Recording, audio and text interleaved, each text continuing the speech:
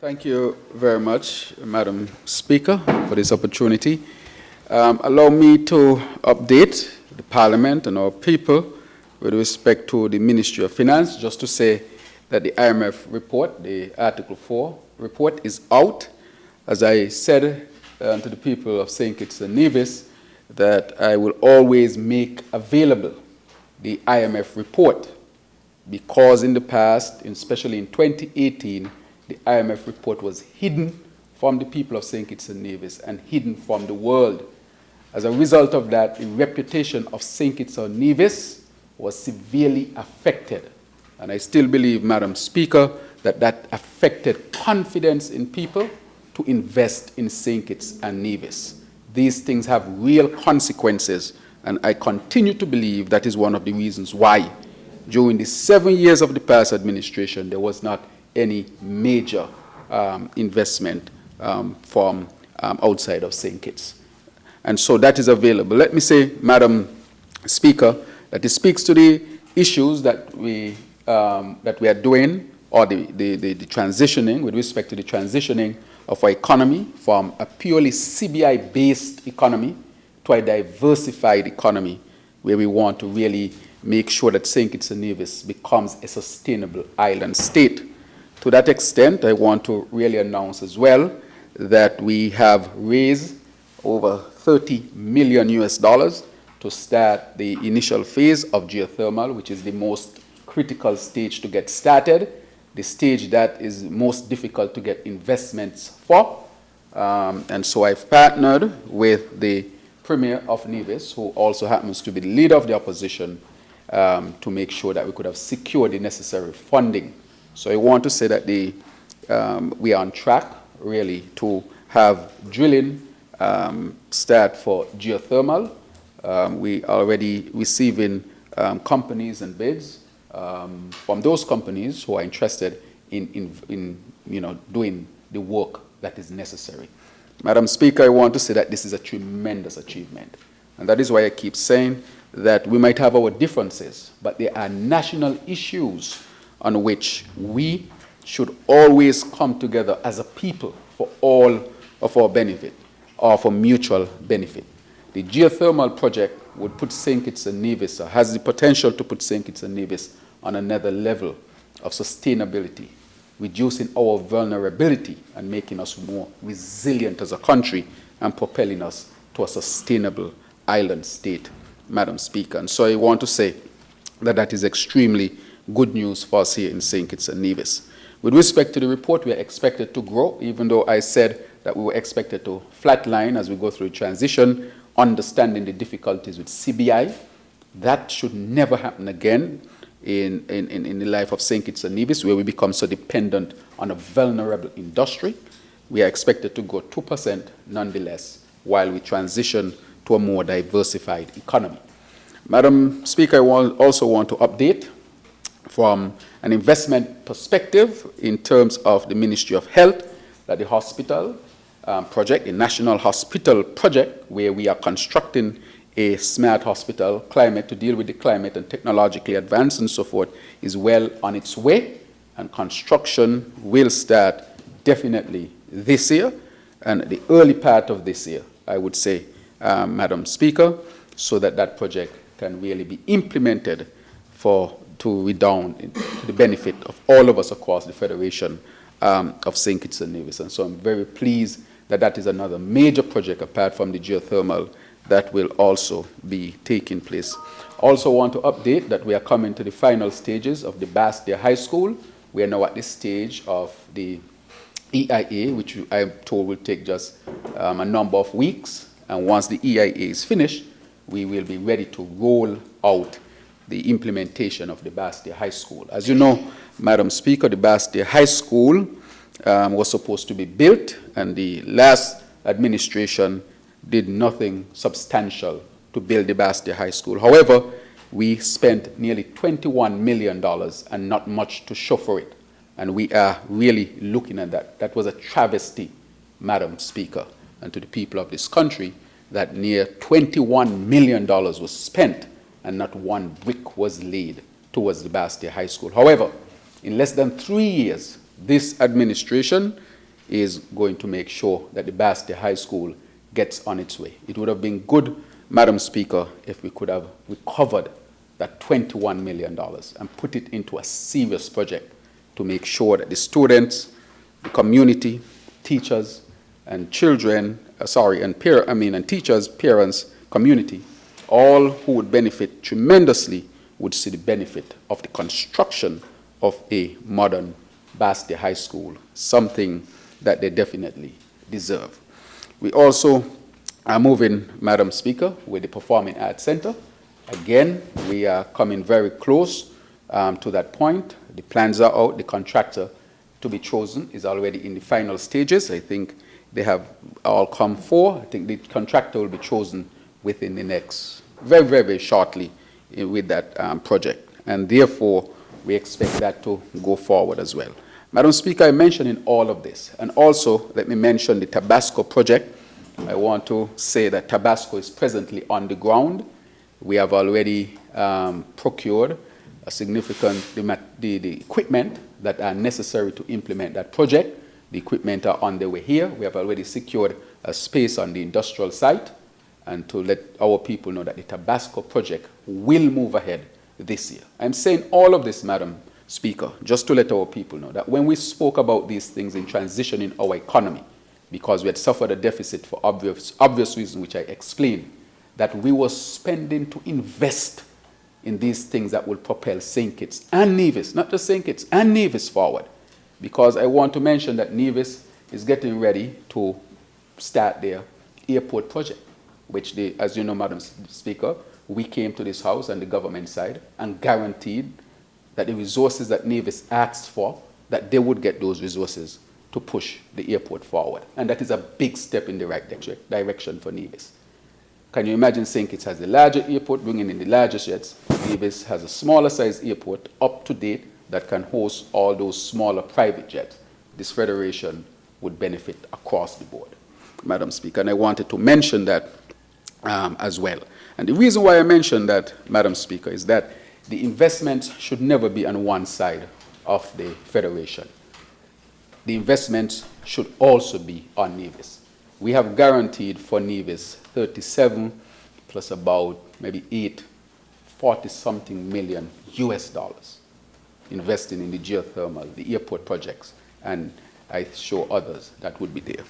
So I also want to speak about the sharing between St. Kitts and Nevis. The World Bank has sent its analysis, which is now with the FS, which will have discussions with the Nevis Island administration so that we can flesh out properly how we will set up the mechanism to make sure that the sharing of revenues, whether tax or non-tax, that is totally transparent and open so that there is no question as to who gets what is the unfair sharing, but there should be equity. Equity, of course, takes into account difference in population and so forth, but nonetheless, it is critically important that there is equity and that nobody is shut out, neither St. Kitts as an island nor Nevis as an administration should be shut out of what should be a transparent way of sharing revenue. So I wanted to highlight that. The other thing I wanted to highlight, Madam Speaker, is the matter to do with the Sovereign Wealth Fund. I want to thank the IMF for the work it has done. It has sent the framework for us to set up that Sovereign Wealth Fund. It is critically important because it's going to help to transform us into a sustainable island state and make us more resilient. That Sovereign Wealth Fund, had it been in place, the money that was in the SIDF, the nearly $500 million that was spent out of the SIDF without the people knowing, that money could have been placed in the Sovereign Wealth Fund. And that money could have been used in a more strategic way where you maintain the fund and you were able to raise significant revenues to different types of actions. Instead, all the money has gone down the drain and we were not told how the money was spent. That is a travesty, Madam Speaker. That hurts deeply. How could we have spent over $400 million and not tell the people that that money was being spent? That is, of course, I will leave that there, but just to let you know that for the first time, we will have a sovereign wealth fund set up. So we are establishing, Madam Speaker, the foundation of the new St. Kitts and Nevis. an economy, a country that will be more resilient and can stand up to shocks. Madam Speaker, it is critically important that this strategy be implemented because we see what is happening around the world with the geopolitics of which nobody really considers us. We're not even looked at. Decisions are made on the global level and we are supposed to take what we get. Well, we can respond. And how we respond is not just to depend on what people say or do, but what are we going to do as a people and what are we going to do as a country. We have the opportunity to come together as a country and create a sustainable island state, a resilient country that we have control over and that we should strive as a people to establish. Because tomorrow, if one policy is passed in a country, what happens to us? Orders are sent down sometimes, and then they have consequences on us, which we have to respond to. So we have to be flexible, we have to be resilient, vulnerable, and we have to be nimble. And this is why you see that when we got into office as a Labour administration, from day one, we said we wanted a sustainable island state. And we said we needed energy, we needed water, Madam Speaker, we needed education, we needed health, we need agriculture, construction, new investments, so that it can benefit us and so that we don't just depend on the CBI, which to a large extent does not depend on us, because others can make decisions that can hurt the CBI. But if we're here growing our food, if we are here extracting our energy from the earth that God has blessed us with, from the sun that God has blessed us with, from the wind that God has blessed us with, God gave us those, they can't take them away. Nobody can take them away. And therefore, we must use what God has given to us. Wind, water, energy, sun, and soil to grow food. Our people have to now start thinking differently of how we are going to transition in this unforgiving world, which does not respect us as small island developing states. And so we'll continue to propel and push. There will be challenges, and I've told the people of St. Kitts and Nevis that there will be challenges. There will be difficult times, but we must continue to push as a people to achieve this, Madam Speaker. The other matter that I want to touch on, Madam Speaker, is the issue of national security. I want to thank all those, and I'm sure the Minister, Aislinn Phillip, will speak to it, all those who participated in our day of interruption. Madam Speaker, before we got to this point when, the violence was at a peak and there were a lot of words of condemnation instead of words of how we can come together, we call the people of St. Kitts and Nevis together, including the political parties. And I want to thank the political parties for coming together as well. Yesterday, the PAM party participated along with us here in St. Kitts. I don't have any reports. Did the other political party participate? Okay, good. So I want to, from the members, okay.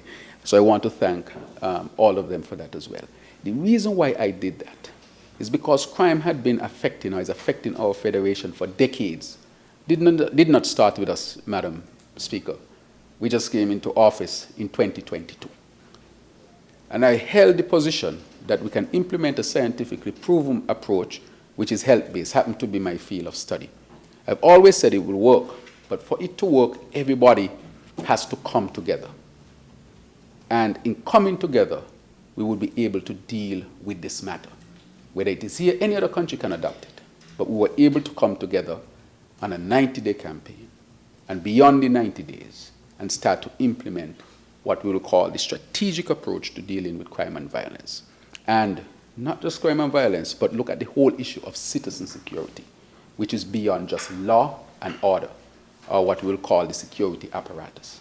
Citizen security involves schools, private sector, sports team, the man hanging out on the corner, the retired people, the church. Wherever you are in St. Kitts and Nevis, you are part of the apparatus of citizen security. Every citizen has a responsibility for keeping all of us safe. It is not just up to the government. No government alone can do it. If any government tells the people that they alone can do it, they are lying to the people. This needs a holistic, all hands on deck, an approach from a public health perspective, which really means all of the things that I've mentioned. And so, Madam Speaker, we have seen significant improvement in our security situation. We have seen a significant decrease in crime and violence. And I want to ask our people to continue on that path. Do not allow anybody to draw you out and to make it as if it doesn't take all of us to resolve the matter. It takes all of us, and I want to reinforce that point, Madam Speaker, because together as a people, we can resolve it. Together as a people, we're going to get geothermal and resolve our issue with energy. If we have energy, we have water. We have water, we have food. And if we have energy, water, food, we can have technology with that. That sets the basis on which to build an economy.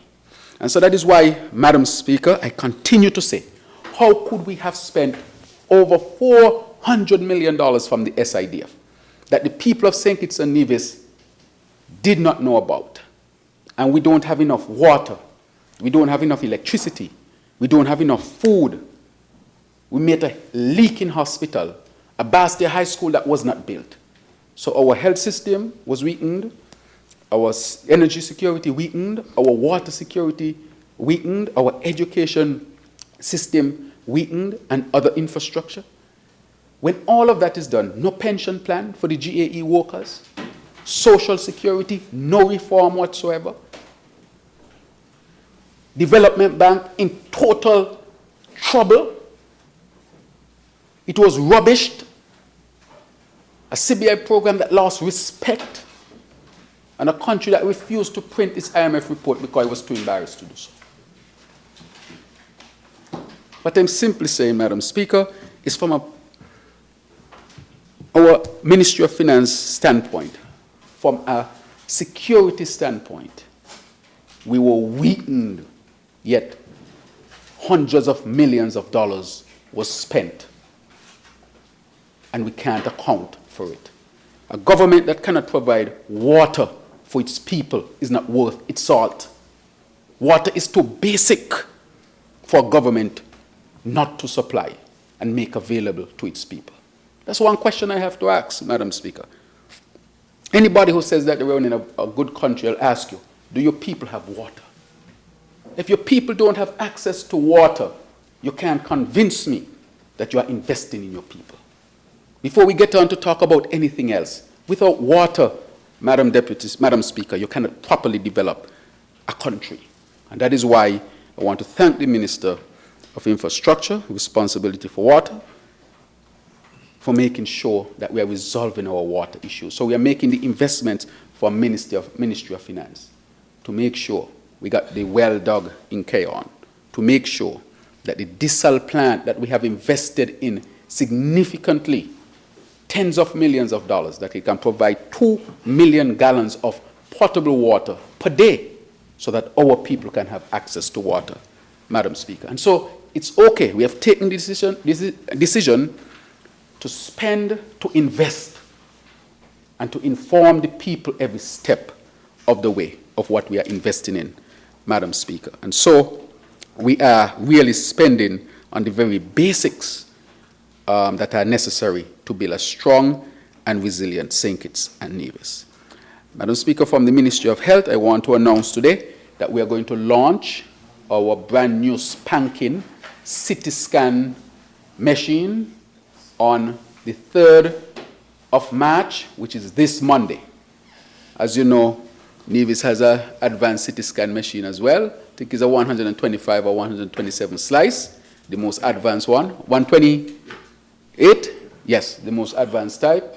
And in addition to that, we can also do contrast with ours. So we have bought an injector so that we can do contrast study. What does that mean? Inject you with a dye so that when we see the CT scan, it can help to really bring out what is the pathology or condition that a patient may have. That is very, very advanced, Madam Speaker. And to say also that we are working on the private wing of the JNF hospital that was shut down. I want to say we intend to open it in the first quarter of this year as well, by April, that will open, and that the MRI project is well on its way.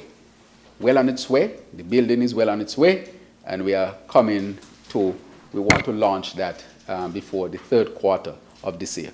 So we are well on our way with a very advanced MRI machine for the Federation, that will serve both St. Kitts and Nevis, like Madam Speaker. And therefore, I think health continues to improve significantly. There are challenges because we met a hospital that was leaking. That says enough. If you have a hospital that is leaking, you know how bad things were up there.